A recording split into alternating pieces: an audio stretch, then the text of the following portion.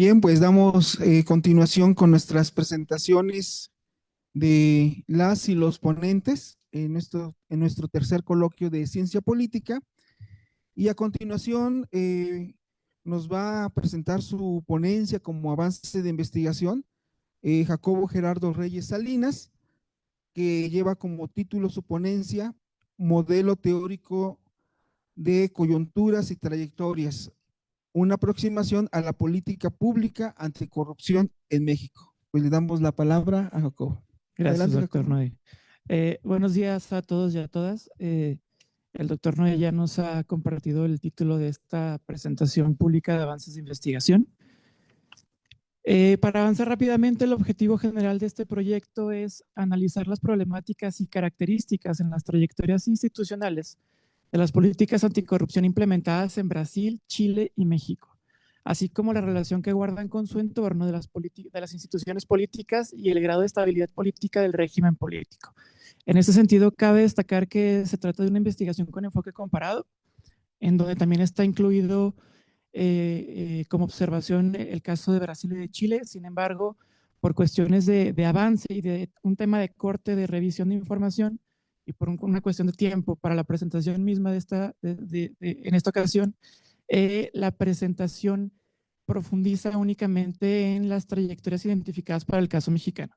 La hipótesis del proyecto de investigación es que las trayectorias institucionales de política pública para el combate a la corrupción que generan resultados efectivos son aquellas que se desarrollan en un entorno de fortaleza de reglas formales de sus instituciones y de la estabilidad de las políticas con las que se coordinan.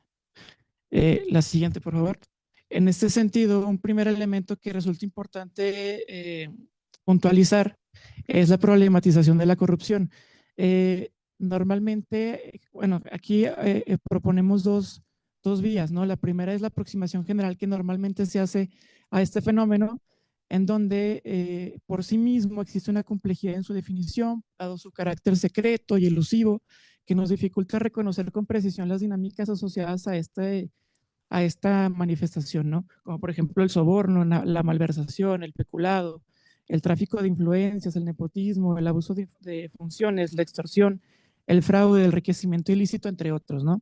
Así como justo todas estas particularidades. Entonces, desde una visión general podemos ver que la corrupción se puede entender desde distintas categorías disciplinarias, ¿no? Como el derecho, con la violación de la norma, con la economía, como una visión que aborda los costos que esta implica la existencia misma de esto, ¿no? Desde la ciencia política, con la atención del poder o la sociología y la ética, ¿no? Es por eso que resulta importante hacer una aproximación politológica. Entonces, reconocer a la corrupción como un fenómeno político que se desarrolla en lo institucional y en lo relacional y que no puede reducirse a conductas individuales desviadas ni a problemas morales con la colectividad, ¿no? En ese sentido, puntualizamos en no entender a la corrupción como, que no se entienda como algo que se origina desde las personas, ¿no? Sino que existe un entorno que también juega un papel importante en cómo se desarrollan los individuos, ¿no?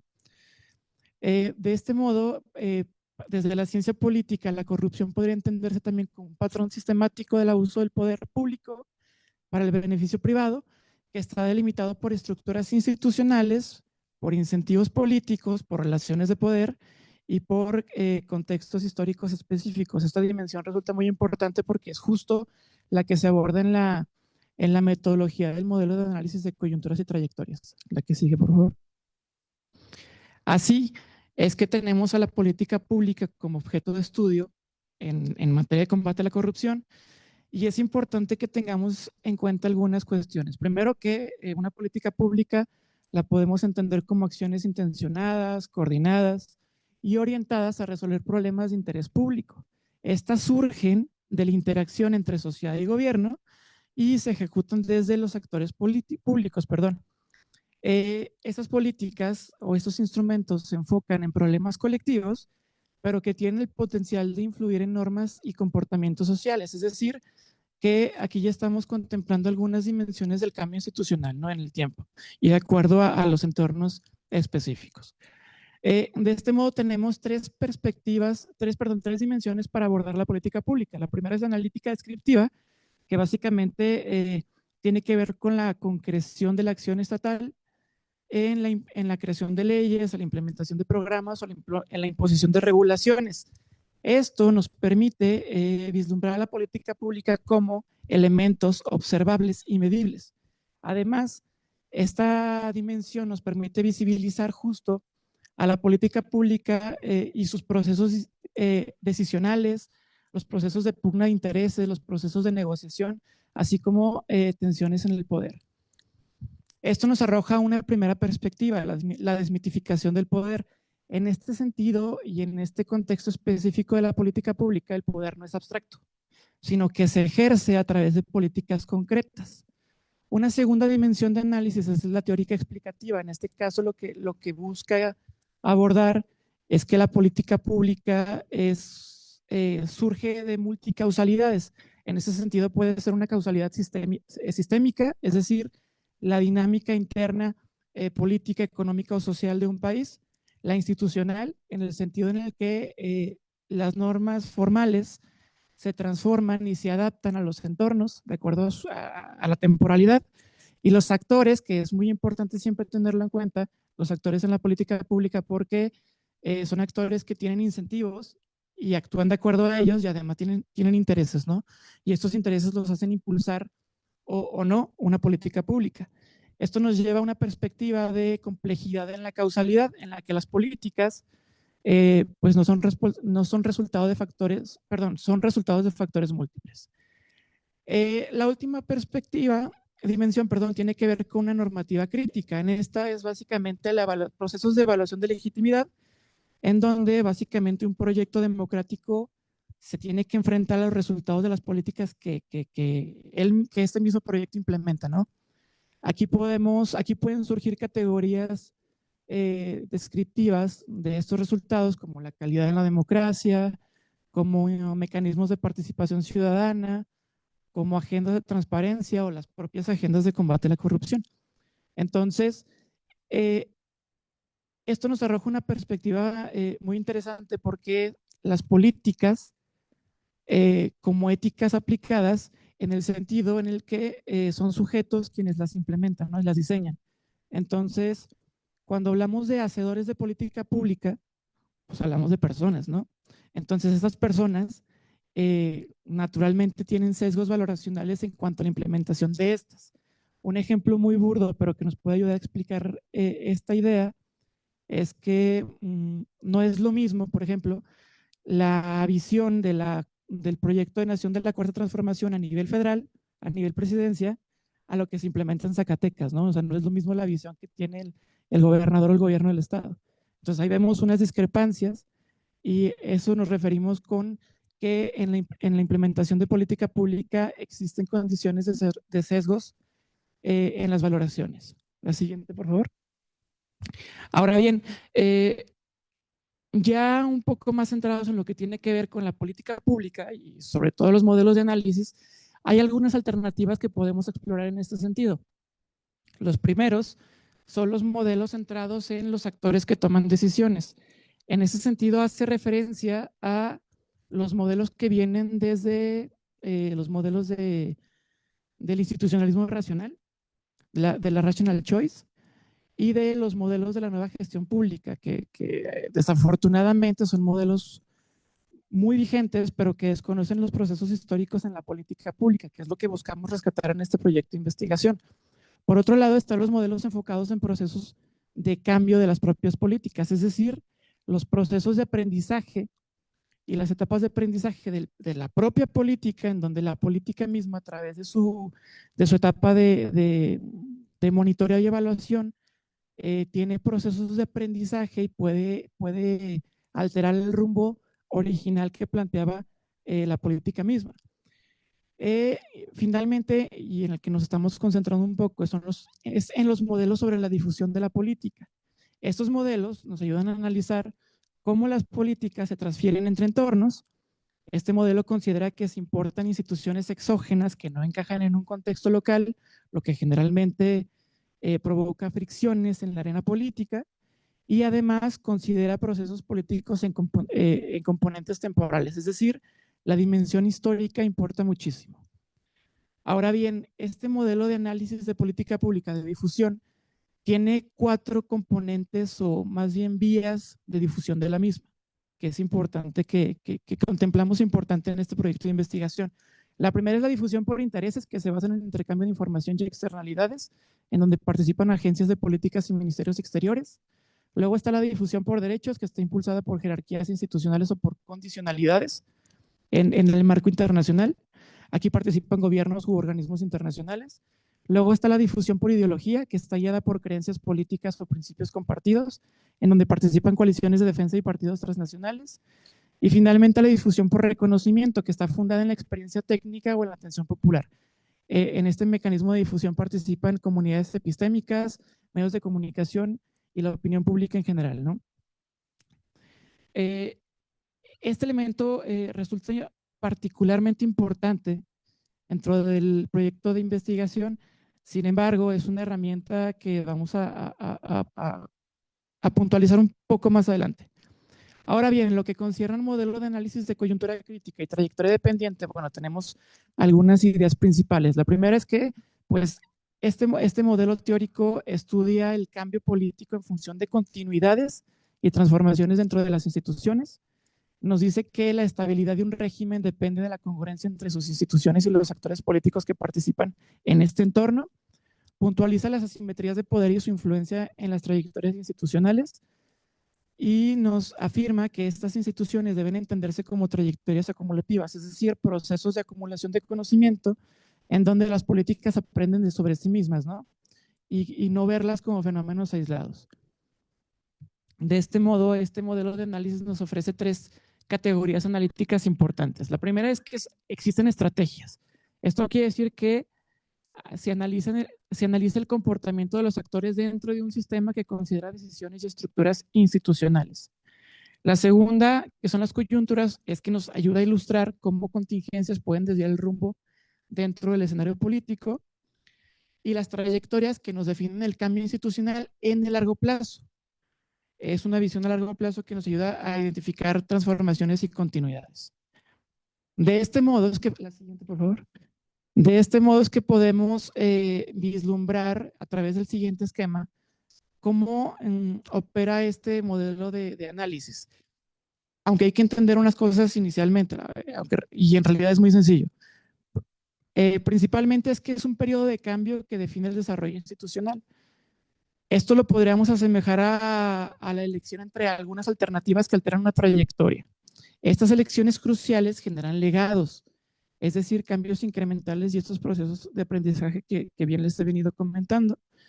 Y lo que nos indica que una vez manifestada una coyuntura o una vez tomado un rumbo, pues se dificulta regresar a un punto de inicio, ¿no? Porque primero no podemos regresar en el tiempo, y la segunda es que aunque en términos de política pública se puedan dar pasos hacia atrás, pues las condiciones ya no son las iniciales, ¿no? Ya son otras condiciones.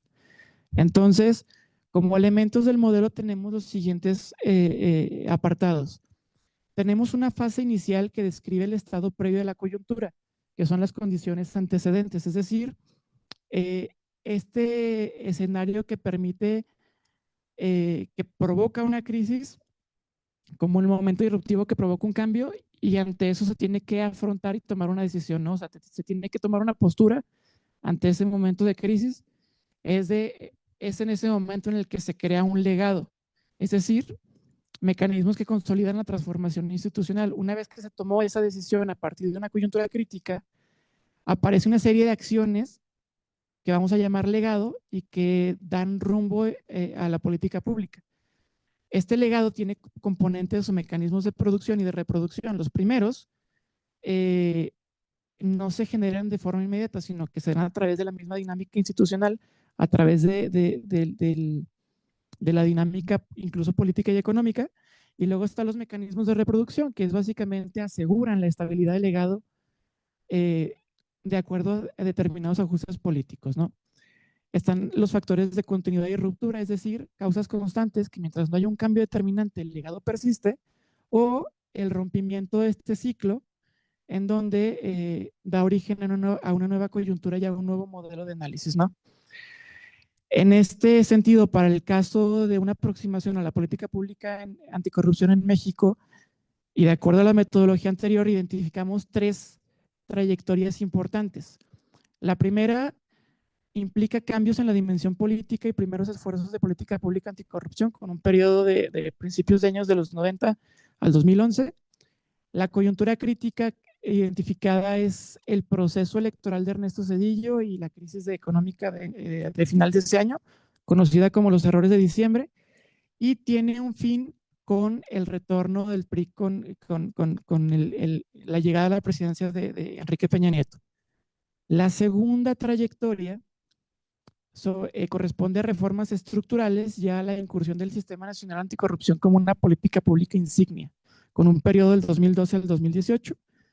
La coyuntura de esta trayectoria es el periodo denominado shock de la corrupción entre el 2014 y 2015, con la revelación de casos paradigmáticos, los casos de la Casa Blanca, la estafa maestra, el caso de Ayotzinapa, por mencionar algunos. Fue una serie de casos que se revelaron en esos años y que tuvieron como consecuencia o como legado una serie de reformas a nivel institucional en muchos aspectos, ¿no? El final de este legado termina con la marginalización del Sistema Nacional como política pública, que aunque no es derogado, sí es sumamente debilitado frente al modelo alternativo controlado por el Ejecutivo, que lo vamos a puntualizar más adelante. La tercera trayectoria tiene que ver con las confrontaciones en la estrategia anticorrupción entre el 2018 y 2025.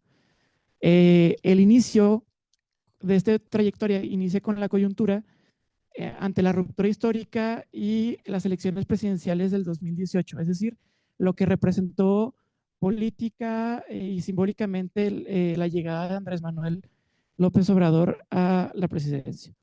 Y bueno, en este caso, por una cuestión de temporalidad, aún no vislumbramos un escenario de un fin de esa trayectoria.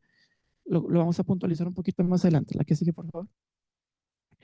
Bueno, ese es el resumen de lo que contempla este modelo de análisis. En todo caso, tenemos la primera coyuntura que les había mencionado, las condiciones antecedentes sería el proceso hegemónico del PRI, la crisis económica de mediados de los 90, así como el cambio del modelo de la gestión pública. Es decir, en esta época vemos la temporada ahí se me fue el concepto, de la tecnocracia de la administración pública y además condiciones de presiones internacionales, ¿no? Entonces tenemos la coyuntura crítica, que es la elección de Ernesto Zedillo y el momento de crisis en la devaluación del peso. Tenemos como mecanismos de producción el reconocimiento de la crisis desde lo institucional, es decir, hubo un pacto de acuerdos por la gobernabilidad entre el PRI, el PAN y el PRD, y también implicó la reforma electoral, ¿no? Con la creación del INE, perdón, del IFE en esa época. El legado de esa trayectoria, pues, es la institucionalización de la Contraloría, que es básicamente la aceptación de la corrupción como un problema interno y público en la administración pública como tal. Se crea la SEDOCAM, que es la Secretaría de Contraloría y Desarrollo Administrativo, y además se adoptan algunas agendas de transparencia, ¿no? Los mecanismos de reproducción es el ambiente de competencia política, es decir, ya no hay un partido dominante, la expansión de una nueva tecnocracia y la sociedad civil organizada. Las causas constantes que implicaban la continuidad institucional, pues fue la persistencia del modelo presidencialista, que marcó un momento de continuidad pese al cambio de gobierno con el PAN, esquemas corporativistas en el Poder Judicial, la persistencia del modelo amiguista. Luego están las condiciones internas al legado, que es el enfoque en la forma sobre el fondo, es decir, programas presupuestarios y política pública que tenían que ver con el maquillaje de sus resultados, sobre todo para que fueran resultados positivos, la fiscalización sin sanción y la ausencia de autonomía. Además, como condiciones externas al legado, está el contexto de globalización y el contexto de violencia interna que se vio a mediados de década de los 2000, ¿no? Y esto implicó, todo este proceso histórico implicó el regreso del PRI al poder. Eso nos lleva a la segunda trayectoria, que tiene que ver con las reformas estructurales, en donde las condiciones antecedentes es un ambiente de impunidad y corrupción sistémica institucionalizada, debilidad institucional en términos de su capacidad para operar frente al problema, opacidad y rendición de cuentas en un esquema vertical, ¿no? No había un esquema de acceso a la información pública. Entonces, la coyuntura crítica es la que les mencionaba, tiene que ver con este proceso de choque de la corrupción con la revelación de casos paradigmáticos que implicó una crisis de legitimidad. Entre los mecanismos de producción de este legado está la presión social y política, las movilizaciones masivas, el gobierno en su intento para recuperar la credibilidad pacta con la oposición, el Pacto por México, y con ello la aprobación de varias reformas estructurales importantes, ¿no? En tema del arco de la administración pública. Aunque en lo que nos atañe a nosotros es que se crea el Sistema Nacional Anticorrupción, que fue un nuevo marco institucional basado en la coordinación, principalmente, entre entidades y sobre todo con la participación ciudadana, ¿no? O sea, plantea elementos que no se venían manejando en el pasado, la coordinación. Con esto hay una aceptación de que el combate a la corrupción se afrontaba desde distintos mecanismos y no de forma coordinada. Y además es que la participación ciudadana pues estaba prácticamente inexistente, ¿no? Ahora bien, como mecanismos de reproducción de este legado, tenemos que la arquitectura legal del Sistema Nacional Anticorrupción generó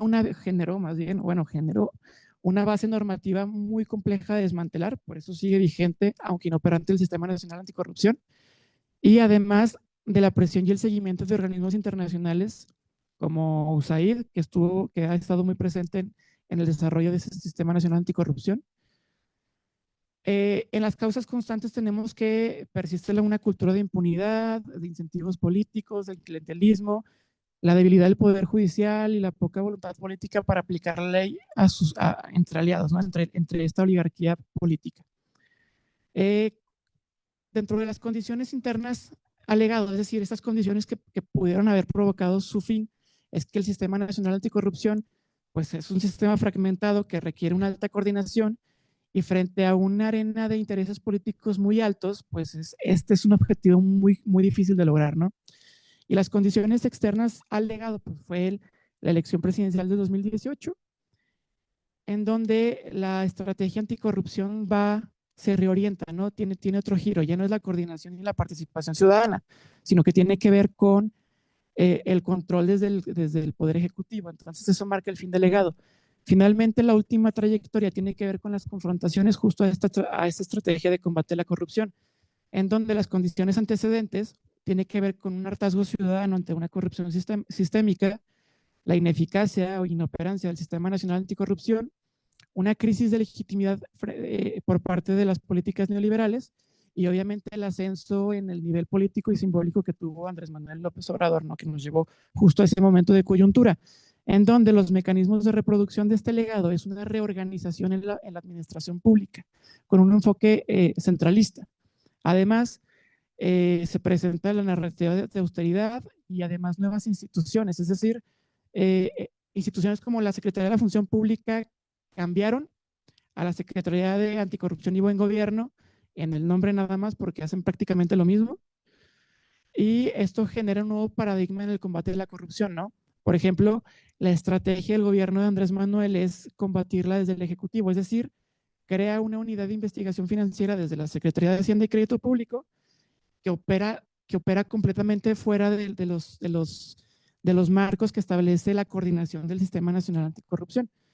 Como mecanismos de reproducción tenemos una consistencia en la narrativa oficial, un control político sobre la fiscalización, una base electoral considerable, así como la debilidad o prácticamente inexistencia de la oposición.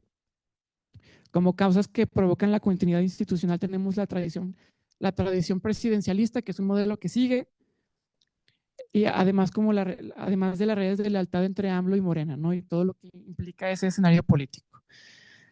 Las condiciones internas al legado, pues, son unas contradicciones en el discurso y el hecho, es decir, que a pesar de que hubo cambios en la estrategia de combate a la corrupción con Andrés Manuel López Obrador, se vivieron casos de corrupción sumamente delicados, como el caso de Segalmex, que fue 7 veces mayor al caso de la estafa maestra, o lo recientemente difundido a finales del año pasado que tiene que ver con el caso del huachicol fiscal, ¿no? En donde prácticamente eh, es la materialización de la corrupción desde la esfera de la administración pública, ¿no? Además de la dependencia de la figura presidencial y los desencuentros con la prensa, ¿no?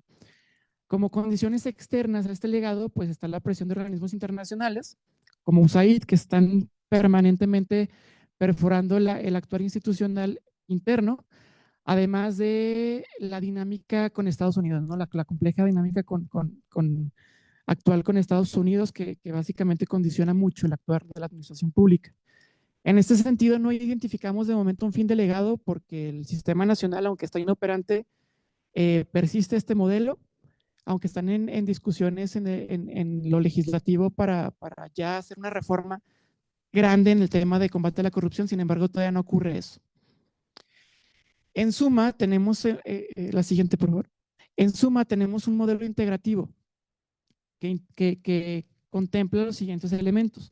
A la política pública en materia de combate a la corrupción como objeto de estudio en el marco de la ciencia política, los modelos de análisis de coyunturas y trayectorias que nos permiten identificar a través de una dimensión histórica y política cómo nace la política pública anticorrupción y cómo se desarrolla en el tiempo, el modelo de análisis de difusión de políticas que ya va, una vez que tengamos el ejercicio anterior en los tres casos, vamos a puntualizar cómo se dieron esas formas de difusión de estas políticas, que no son políticas que se diseñan desde el interior, sino que vienen de fuera.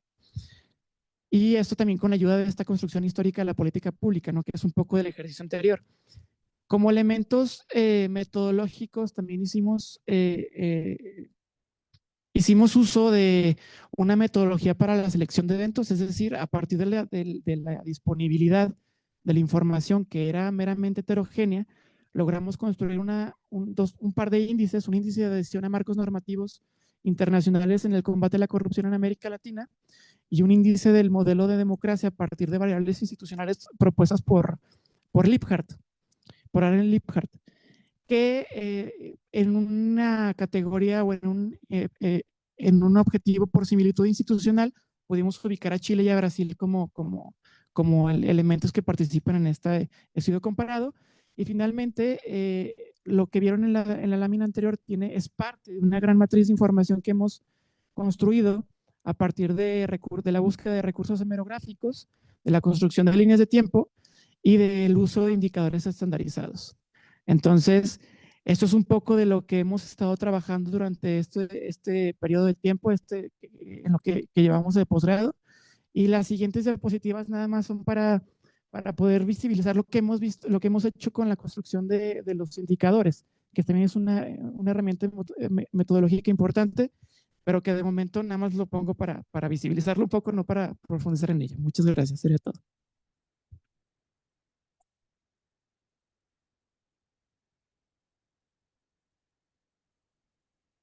Muy bien, pues muchas gracias, Jacobo, por tu ponencia muy, muy amplia, con muchos elementos importantes sobre las coyunturas. Hay un trabajo, por supuesto, detrás